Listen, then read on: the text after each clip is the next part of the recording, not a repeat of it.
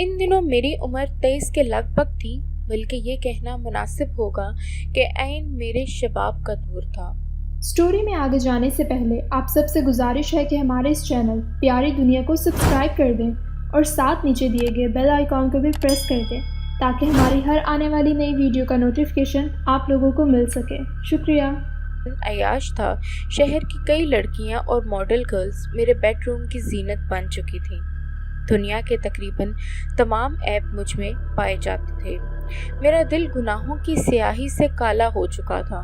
میں نے انہی عیاشیوں میں پیسہ پانی کی طرح بہایا۔ نتیجہ یہ ہوا کہ آہستہ آہستہ بزنس ڈاؤن ہوتا چلا گیا۔ میں نے MBA کیا ہوا تھا، جبکہ چھوٹا بھائی حاکان ابھی زیر تعلیم تھا، سو میں نے اپنے شہر سے دور قسمت آزمائی کا فیصلہ کیا اور کراچی کی انٹرنیشنل منڈی میں اپنی فرم کو متعارف کروایا، جس میں مجھے خاطر خواہ کامیابی بھی حاصل ہوئی۔ انہی دنوں پارو سے میری دوستی ہو گئی تھی۔ پارو کپڑے کی ایک انٹرنیشنل فرم کے تاجر کی سیکرٹری تھی۔ میری مردانہ وجاہت تھی یا پھر پرسنالٹی کہ وہ 1-2 ملاقاتوں میں ہی میری دوست بن گئی تھی۔ جو ہی کلاک نے 12 بجنے کا اعلان کیا، فلیٹ کے دروازے پر مدھم سی دستک ہوئی۔ میں نے تقریباً بھاگتے ہوئے دروازہ کھولا تو سامنے پارو اپنے تمام تر حشر سامانیوں کے ساتھ موجود تھی۔ میں نے ہاتھ کے اشارے سے اسے اندر بلایا۔ ایک ادا سے چلتی ہوئی وہ بیڈ پر بیٹھ گئی۔ اس کے بیٹھتے ہی میرے سوئے ہوئے جذبات اچانک مچل اٹھے۔ جب میں جاگا تو میں نے پارو کو جگانا مناسب نہ سمجھا۔ ویسے بھی آج سنڈے تھا اور پارو کو آج دفتر سے چھٹی تھی۔ خلاف توقع میرے سر میں ہلکا ہلکا درد ہو رہا تھا اور میں خود کو پہلے کی نسبت بہت کمزور محسوس کر رہا تھا۔ حالانکہ یہ میرے لیے کوئی پہلا موقع نہیں تھا کہ میں نے کسی لڑکی کا قرب حاصل کیا ہو۔ میں بھوجل قدموں سے اٹھا اور واش روم میں داخل ہو گیا۔ فریش ہو کر میں نے چائے کے ساتھ ڈسپلن لی اور دفتر چلا گیا۔ اس روز مجھے 1-2 اہم میٹنگز میں شرکت کرنا تھی، اس لیے دفتر جانا بھی ضروری تھا۔ شام کو میں کافی لیٹ ہو گیا۔ میں کپڑے چینج کیے بغیر ذرا سستانے کے لیے بیڈ پر لیٹ گیا۔ دن بھر کی تھکاوٹ اور کھانے کی زیادتی کے باعث میری آنکھ لگ گئی۔ یہ کسی جوان لڑکی کے جسم کا لمس تھا جس کے باعث میری آنکھ کھل گئی۔ لائٹ بھی بند تھی۔ میں نے غیر ارادی طور پر اس کو اپنی باہوں میں بھر لیا تو مجھے محسوس ہوا کہ اس دوشیزہ کا چہرہ پتھر کی طرح سخت ہے، جس کو چومنے کے باعث میرے منہ کا ذائقہ نیم کڑوا ہو چکا تھا۔ عین اسی لمحے بجلی کڑکی اور فلیٹ میں قدرے روشنی ہوئی تو میں بے اختیار میرے جسم میں خوف کی ایک تیز لہر دوڑ گئی، کیونکہ اس دوشیزہ کے چہرے کی جگہ کھوپڑی اور ہاتھوں کی جگہ 2 بڑے بڑے پنجر تھے، جبکہ باقی جسم عورت کا ہی تھا۔ اس کے آہنی ہاتھوں کی گرفت سے مجھے محسوس ہو رہا تھا کہ میرا دم نکل جائے گا۔ جھٹکے سے میں نے خود کو اس سے الگ کرنا چاہا، مگر اس کی گرفت بہت مضبوط تھی۔ وہ ڈائنگ نما عورت کسی جنونی لڑکی کی طرح میرے جسم کو نوچتی رہی۔ کوئی پونے گھنٹے بعد جب اس کے من کی آگ بجھ گئی تو اس کی گرفت ڈھیلی پڑ گئی، اسی لیے میں ایک جھٹکے سے اس سے علیحدہ ہو گیا۔ خوف اور ڈر کی وجہ سے میرا وجود پسینے سے تر ہو چکا تھا۔ پھر اچانک لائٹ آ گئی تو میں نے خوفزدہ نظروں سے بیڈ کی طرف دیکھا، مگر بیڈ بالکل خالی تھا۔ خوف کی شدت سے میں ساری رات نہ سو سکا۔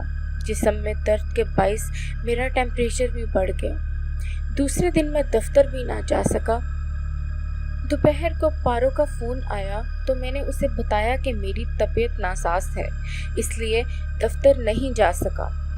کوئی آدھے گھنٹے کے بعد پارو ڈاکٹر کے ساتھ میرے فلیٹ پہ موجود تھی۔ ڈاکٹر نے معائنے کے بعد کچھ میڈیسن لکھ دی اور کہا کہ کام کی زیادتی کی وجہ سے جسم میں حرارت ہے۔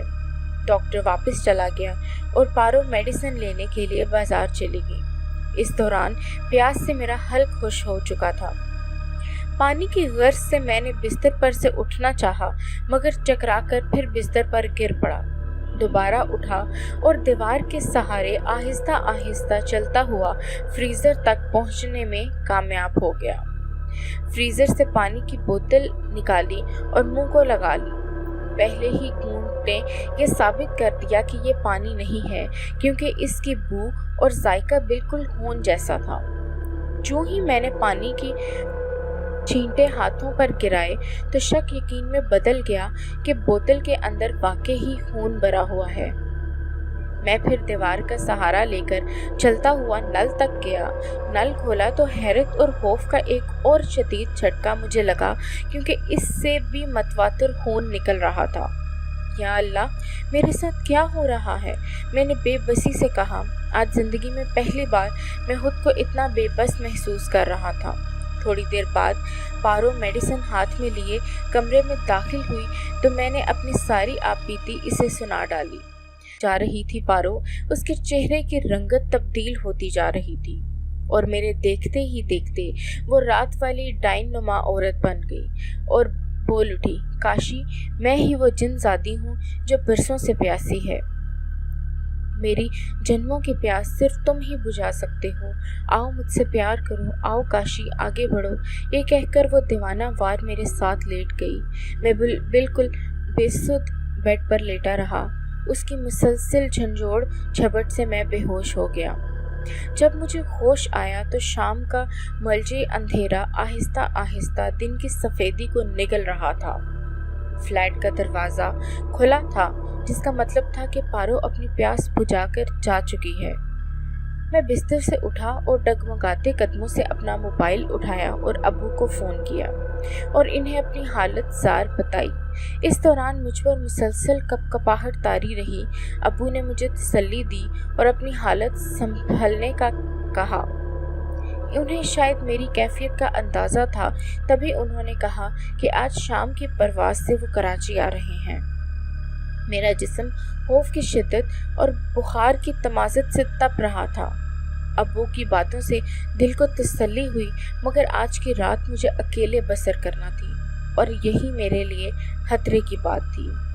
और अगर इस दौरान वो यहाँ आ जाती तो मुझ में इतनी सख्त ना थी कि मैं उसकी प्यास बुझा सकता। वो तो कोई बरसों की प्यासी बदरूह थी।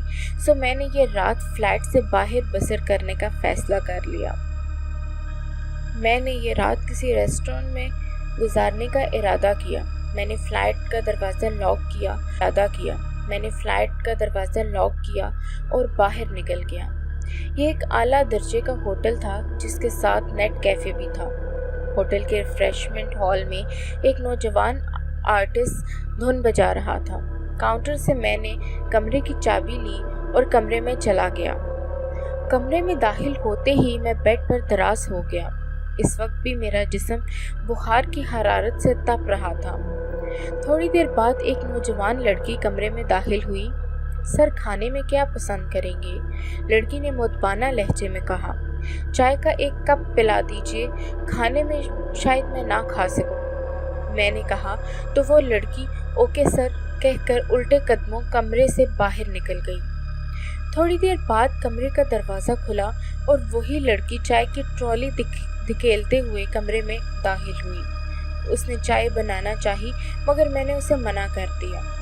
सर, किसी और चीज़ की ज़रूरत हो तो कॉल कर लीजिएगा, कहकर वो वापस लौट गई। चाय से फारिग होकर मैंने अब्बू से रब्ता किया और उन्हें होटल का नाम और कमरा नंबर लिखवा दिया ताकि वो सीधे होटल आ जाएं। रात बीत चुकी थी। नींद मेरी आंखों से कोसों दूर थी। थकन और कमज़ोरी की वजह से जिस्म में जगह जगह दर्द हो रहा था। होटल में मुकम्मल सन्नाटा तारी था। इस वक्त अचानक मेरे कमरे का दरवाज़ा खुद ब खुद खुल गया। इससे पहले कि मैं सूरत हाल समझता, पारो कमरे में दाखिल हो गई।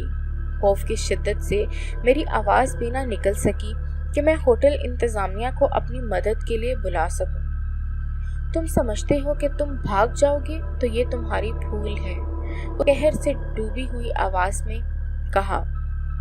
मैंने इतना सुनना ही था कि बेहोश हो गया। जब मुझे होश आया तो मैंने खुद को अस्पताल के इमरजेंसी वार्ड में पाया, जहां डॉक्टर के अलावा अब्बू भी मौजूद थे। मेरे चेहरे और जिस्म पर जा बजा खराशें लगी हुई थीं, जो इस बात की गवाही दे रही थी कि पारो अपना काम कर चुकी है, अपनी प्यास बुझा चुकी है मुझसे। ابو نے بتایا کہ ڈاکٹر کا کہنا ہے کہ تمہارے جسم میں خون نہ ہونے کے برابر تھا اور خون کی کمزوری کے باعث تم بے ہوش ہو گئے اور تمہیں خون کی 3 بوتلیں لگ چکی ہیں۔ ابو نے کہا کہ شام کو میرے پیر صاحب بھی تشریف لا رہے ہیں۔ شام تک میری طبیعت سنبھل چکی تھی اور شام کے 7 بجے کے قریب بارش بزرگ ابو کے ساتھ کمرے میں داخل ہوئے۔ نور ان کے چہرے پر چھلک رہا تھا۔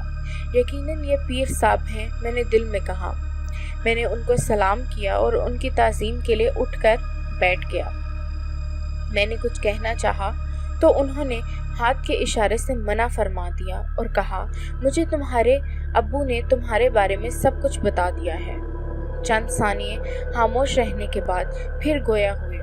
سب سے پہلی بات تو یہ کہ تم شادی کر لو اور گناہوں سے توبہ کر لو۔ اللہ تعالیٰ بڑا غفور الرحیم ہے، وہ ضرور تمہیں معاف فرما دے گا۔ پیر صاحب کی آنکھوں میں عجب سا نور تھا، ان کی باتیں میرے دل میں اتر گئیں۔ پیر صاحب کے ساتھ ہی میں نے اور ابو نے عشاء کی نماز ادا کی۔ آج جانے کتنے سالوں بعد رب کے سامنے جھکا تھا۔ نماز کے بعد میں نے اللہ کے حضور سچے دل سے اپنے گناہوں کی معافی مانگی۔ پیر صاحب ایک دائرے مصروف تھے اور ابو صوفے پر بیٹھے بیٹھے اونگ رہے تھے۔ رات آدھی سے زیادہ بیت چکی تھی کہ اچانک کمرے کا دروازہ کھلا اور پارو کمرے میں داخل ہوئی۔ خوف کی ایک تیز لہر سے میرا جسم کپکپانے لگا۔ وہ دھیرے دھیرے میری طرف بڑھ رہی تھی۔ پیر صاحب بالکل ساکت کچھ پڑھنے میں مصروف تھے۔ پارو نے ابھی تک پیر صاحب کو نہیں دیکھا تھا۔ جو ہی وہ میرے قریب آئی، کسی جنونی لڑکی کی طرح مجھ سے لپٹ گئی۔ اس کی آہنی گرفت سے مجھے محسوس ہو رہا تھا کہ جیسے ابھی میری جان نکل جائے گی۔ میری بڑھتی ہوئی دہشت شدید سے شدید تر ہو گئی اور میں بے ہوش ہو گیا۔ جب مجھے ہوش آیا تو مؤذن فجر کی اذان دے رہا تھا، جبکہ پیر صاحب بدستور ویسے ہی بیٹھے ہوئے تھے۔ ابو میرے سرہانے کھڑے تھے۔ پیر صاحب کے اشارے پر میں لڑکھڑاتے قدموں سے اٹھا، غسل کیا، وضو کیا اور نماز ادا کی۔ نماز سے فارغ ہونے کے بعد میں خود کو پہلے کی بنسبت کافی ہلکا پھلکا محسوس کر رہا تھا۔ نہ ہی جسم میں درد ہو رہا تھا اور نہ ہی کوئی خراش تھی۔ پیر صاحب میرا ہاتھ تھامتے ہوئے بولی، بیٹا، پارو ایک جن زادی تھی جو تمہاری عاشق بن گئی تھی۔ چند ماہ قبل تم نے ویرانے میں نیلم نامی لڑکی سے گناہ کیا تھا۔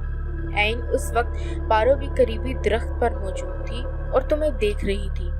تمہاری مردانہ وجاہت اور حسن دیکھ کر تم پر مر مٹی اور تمہارا قرب پانے کی خاطر پارو کو مار کر اس کے جسم میں داخل ہو گئی۔ میں امید کرتی ہوں آج کی سٹوری آپ لوگوں کو پسند آئی ہوگی۔ اپنی رائے کا اظہار نیچے کمنٹ بار میں ضرور کریے گا اور ہمارے اس چینل پیاری دنیا کو سبسکرائب کرنا نہ بھولیے گا۔ اپنا ڈھیر سارا خیال رکھیے، ملتے ہیں اپنی نئی سٹوری کے ساتھ، تب تک کے لیے اللہ نگہبان۔